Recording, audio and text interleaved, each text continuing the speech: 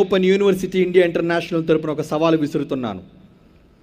చర్చిలను పడగొట్టడానికి క్రైస్తవులను తాకే ముందు ఒకవేళ మీకు ధైర్యం ఉంటే మొట్టమొదటిసారిగా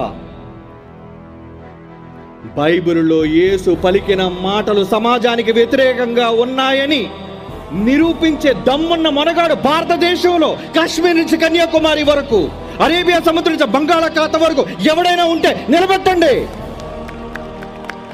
నేను వాడిని గెలవలేకపోతే ముట్టుకో, నా చర్చిని పగలగొట్టో, క్రైస్తవులు కొట్టో, అంతవరకు వెళ్ళనివ్వను నిన్ను. ఈరోజు సమాజంలో ఎలాంటి వారు తయారయ్యారో తెలుసా అండి? ఏంటి, ఒక వార్త మీకు చూపిస్తారండి. ఇది వచ్చిన నిజమైన వార్తే. ఏమంటున్నారు చూడండి. భారత్ లో ఉండాలి అంటే ఏమనాలటండి? మీరు చూడండి, తెర మీద నేను చదవను. దిలీప్ ఘోష్ అనే ఒక మత ఛాందసవాది ఏమంటున్నాడండి? దిలీప్ ఘోష్ వాడి పేరు. ఏమండి, భారతదేశంలో ఉండాలంటే నువ్వు చెప్పిన పేరు నేను అనాలా? అనరా? ఏం చేస్తావు నువ్వు? అనను నేను. నీ చేతనైతే నన్ను అనిపించరా? చూద్దాం. నా ప్రాణమైన పోతాదేమో గాని, ప్రాణం పోయినంత వరకు జై యేసు అంటారే గాని నువ్వన్న మాట అనను. అనిపించలేవు. నీ దేశం నీ బాబు జాగీర్ అనుకున్నావురా? నీ తాత సొత్తు అనుకున్నావురా? దీన్ని ఎవడి సొత్తిది? హిందుస్థాన్ అని పేరుంటే అసలు భారతదేశ చరిత్ర నీకు తెలుసా? చరిత్ర తెలియకపోతే రా నా దగ్గరికి, మోకాళ్ళేరా నేర్పిస్తా నీకు చరిత్ర ఏంటో. ఏం తెలుసురా భారతదేశ చరిత్ర నీకు? నాగరికత పుట్టింది పాకిస్తాన్ లో ఉంది, సింధు నది. ఆ సింధు నాగరికత వలనండి ఈ దేశానికి సింధ్ అనే భూమి ఉండేది. అది పర్షియన్ లాంగ్వేజ్ లో సహ అనే అక్షరం లేకపోవడం అని పలికారని, అందుకనే హింద్ అయింది.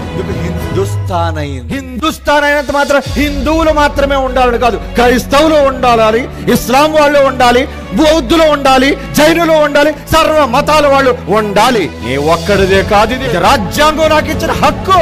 దద్దమ్మలే ముందు పుట్టారా చాలా మంది క్రీస్తుకు ముందు. దీనికి మొక్కు అన్నాడు మెజరు. ఎవడనుకున్నవాడు? నీకు బాబు ప్రతి ప్రాంతానికి సువార్త ప్రకటించడానికి వెళ్ళమని ఆదేశించినది ఎవరో తెలుసా? యేసు అన్నాడు. నువ్వెవడివైనా సరే సువార్తను ప్రకటించవద్దనే హక్కు ఈ ప్రపంచంలో ఏ మనిషికి లేదు. క్రైస్తవులారా నోట్ చేసుకోవాలి. ఈరోజు దేవుడు మన భారతదేశంలో మనకిచ్చిన హక్కు నిజంగా మహానుభావుడు అంబేద్కర్ యేసు ప్రభువును నమ్మినా నమ్మకపోయినా ఆయన ద్వారా రాజ్యాంగాన్ని రాయించాడు మన కోసం. ఏమని తెలుసా? ఏమని రాయించాడు తెలుసా? అంబేద్కర్ రాయను. అంబేద్కర్ ఏమని తెలుసా? ఈ దేశంలో సువార్త ప్రకటించే హక్కు ప్రతి క్రైస్తవుడికి ఉంది, రాయన్నాడు.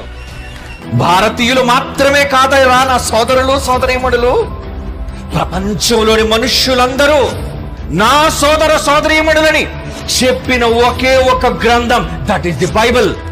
బైబిల్ ప్రపంచంలో ఏ పుస్తకం చెప్పలేదు. ప్రపంచంలో మనుష్యుడు రాసిన తప్పుడు పుస్తకాలు మత గ్రంథాలని చెప్పినవి. ఏం పుట్టించింది తెలుసా? కులం. రే తలకాయ నుంచి వచ్చావు, రే నువ్వు భుజాల నుంచి వచ్చావురా, ఒరే నువ్వు కడుపు నుంచి వచ్చావురా, ఒరే నువ్వు పాదాల నుంచి వచ్చావురా. అది లేదండి, అది చెప్పలేదండి ఈ వేదం. ఆయన చెప్పాడండి, అందరూ నా సోదరులు, తండ్రి పిల్లలు అన్నాడండి.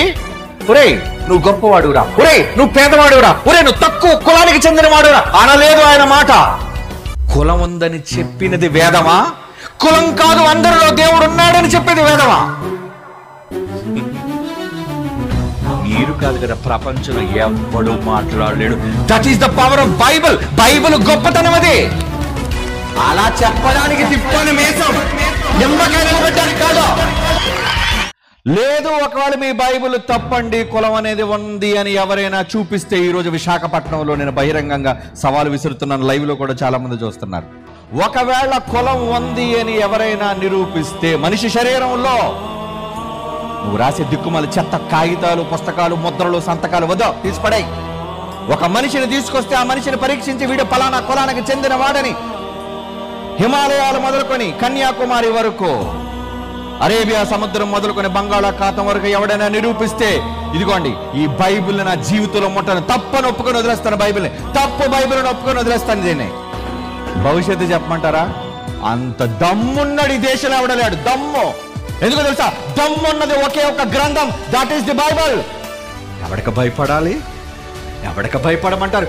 భయపడ్డానికి నన్ను కన్నది పిరికివాడు కాదురా, నన్ను కన్నది పిరికోడు కాదు. భూమి మీద ఒకనాడు క్రీస్తు కోసం మీసం మెలేసిన నా తండ్రి జైశాలైతే కాపాడుతాం. క్రైస్తవ్యాన్ని చంపడానికి ఎవరు ముందుకొచ్చినా మీ డెడ్ లైన్ మీరే గీసుకుంటున్నారని మర్చిపోకండి. భూమి మీద నాకు జన్మనిచ్చిన నా కన్న తండ్రి అయిన శరీర సంబంధమైన తండ్రి మీసం ఉన్న రోషగాడు జైశాలైతే,